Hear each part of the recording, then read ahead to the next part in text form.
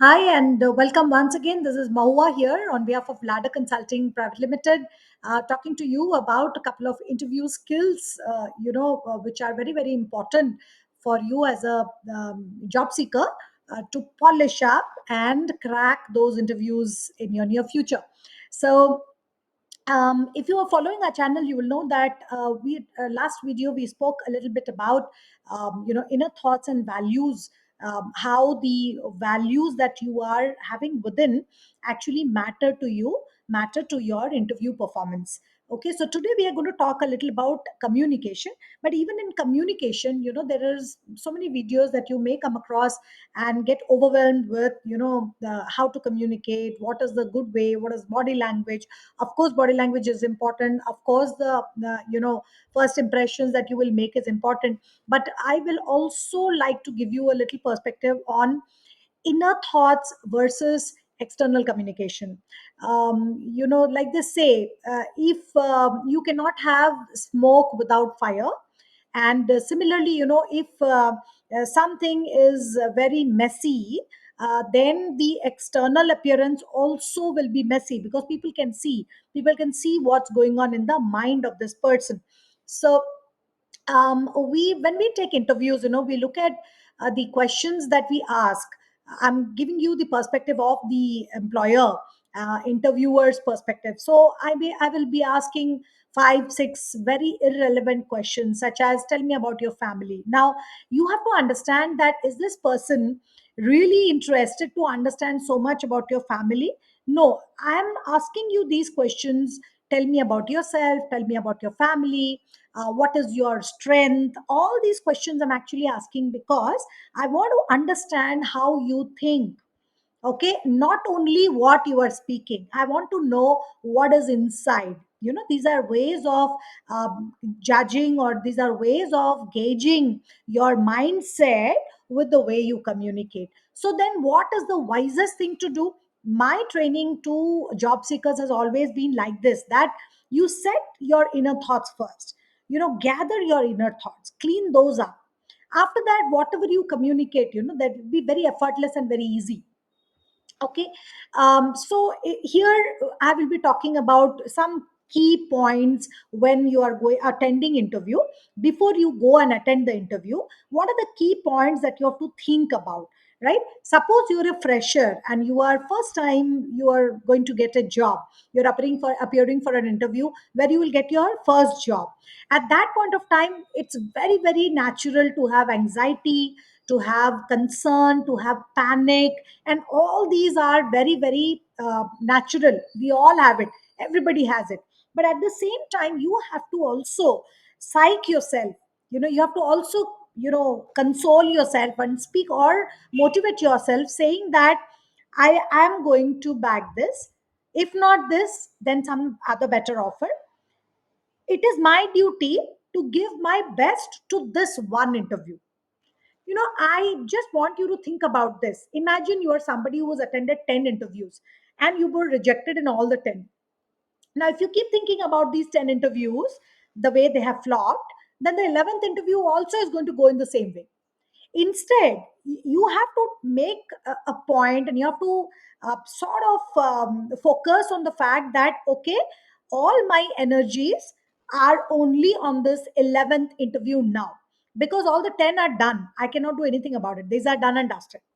And what will happen in future, I don't know. What job opportunities I'll get in future also, I don't know. I will cross the bridge when I come to it. But today, this one interview which I'm appearing for is the most important thing for me, and it is my duty to give 100% to this one interview. So this is something that is written on the wall. You cannot change it. If you want to crack an interview and go half-hearted, then definitely it's not happening. Or if you're going with a anxiety, with a lot of fear and tension, then also it is not happening. So first thing, then you are focusing on now, so the power of now, and you're saying, this one interview I will crack, I will give my best. So that's one thought. Second thought is that, be human. Okay, I want you to understand that claiming big words, saying very very many big things about you, saying my strength is hard work and patience and so on, so many good words. It really does not help. you know think about you as a person. God has made you. You definitely have some strengths. You think of you as a person and think, what is that one strength? Sometimes, stubbornness can be a strength. Maybe, you succeeded in life because you're a stubborn person. So when somebody is asking in the interview, what are your strengths, instead of giving them some flowery words, right? If you can stick to your true strength, you will be the winner. I remember this one encounter with one of the job seekers, and when I asked, what are your strengths, and this person said, my strength is I'm very stubborn and I don't give up. So I thought, okay, it's something that this guy is just read in Google, and it's a good word, and he's just telling me just for the heck of it. So very disinterestedly I said, okay, give me an example. What do you mean, stubborn and don't give up? It's good to hear, but give me an example. And then he actually told me how, he was in a middle class, lower middle class family, and he was having a lot of financial problems. And there were actually very good reasons where he should have given up his studies in his 8th standard, 9th standard. He should have actually given up his studies, but he didn't give up. In spite of parents getting angry on him and a lot of pressure, in spite of all that, he has actually completed his studies. And whatever the marks he got, by when I understood this particular aspect of his life, I understood ki, okay, that's why his marks are low. He's not academically very good. But then I started respecting this person. So if you can stick to your true strengths, that is good, instead of going by some very flowery languages, right? So that's my advice number 2, saying that you just sort out within yourself and think about yourself and say, be true, be honest to yourself. Another question that comes sometimes is that, where do you see yourself 5 years down the line? I don't have any idea how, suddenly in 1990s or 2000, early 2000, when we were taking interviews of youngsters, suddenly it became a fashion for the job seekers to say, in 5 years I want to see myself in your shoes, I want to see myself in your chair.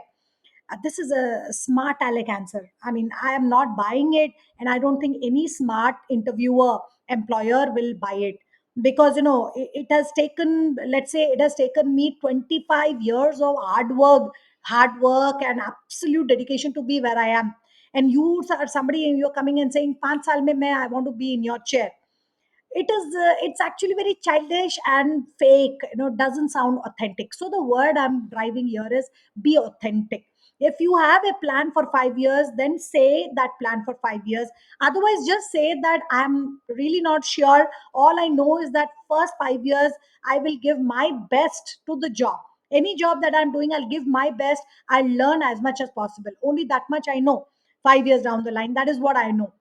If you don't know, if you have a plan ki, okay, after 5 years, I want to do this so and so course, and I want to get into so and so examination, entrance examination, I have a career plan, I have a business plan, something like that. If you have in mind, then speak about it. Because whatever you have already planned, you can speak confidently. But out of the blue, if you give me some very fake um, answer, then people can understand, and it does not go well with what you are speaking. So, two mantras of communication. First mantra is, remember that your outward communication is a reflection of what is going on inside your mind. And so that is why always focus on this one interview that you are going for. Focus and psych yourself, tell to yourself, convince yourself that no matter what has happened in the past, no, I don't know what will happen in future, this one interview is the most important thing for me. So that's number one. And second thing is, be authentic in the answers that you're giving. Maybe your strengths, maybe your weaknesses that you're talking about, maybe the 5 year plan, or something about house, something about your family, anything you're talking.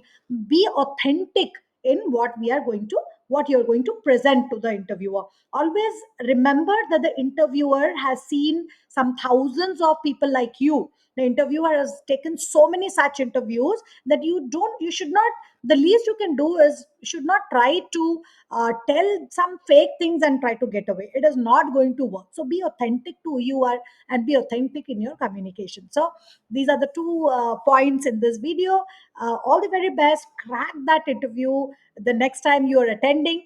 and do very well. And in the next video, we will talk about a little more technicality about communication and what are the three aspects of communication. So, till then, all the best and signing off.